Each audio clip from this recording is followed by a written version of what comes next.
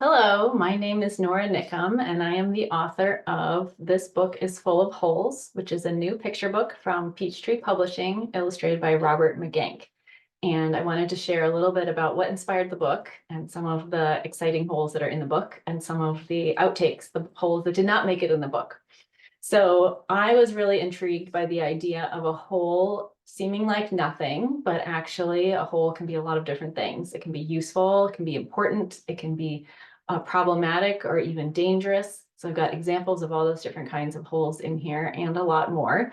And so the book really is full of holes. But when I was writing, there were certainly a lot more holes that I thought of in the world around us that didn't make it into the book. So some examples of things you might find in your home that are not in the book, but are important. Ice cube trays have holes. Toilet paper tubes and paper towel rolls have holes. Cookie cutters have holes. Cheese graters have a lot of holes, especially this one. And here's one that's a little less common, but fun. Flippers have holes.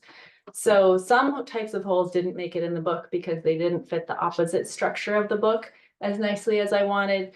Others didn't make it in because they just seemed too straightforward. So there wasn't necessarily a lot more exciting stuff for kids to discover as they read about them. But it was really cool that Robert McGank, the illustrator, was able to include a bunch of other holes in places like the end papers of the book, even if I wasn't able to write about them in the text. So some of the ones that are in the book that I wanted to share. This one is one that was one of the early inspirations for the book here. There's a tiny hole in the airplane windows in the middle pane. And I was traveling and I wondered, why in the world is there a hole there in the airplane window? And so I did a little research, and that one was one of the first ones to be in the book. Also, I did want to include some everyday ones. So there are holes in sprinklers and hoses, watering cans, and hula hoops. Those ones might be familiar to kids. But I also wanted to include some that were not as familiar.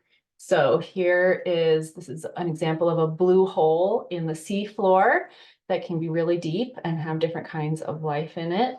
And there are also these really mysterious holes in the Siberian Arctic that seem to form when methane gas builds up under the rock and ice and then suddenly explodes.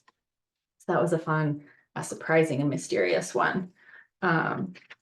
This is one of my favorite spreads because this is an example of a hole in the Arctic that has both opposites wrapped up in it. So this hole is a lifesaver for the seal because it's a breathing hole, but it can also be dangerous because polar bears know that seals are going to pop their heads up there to get some air, and they like to eat seals.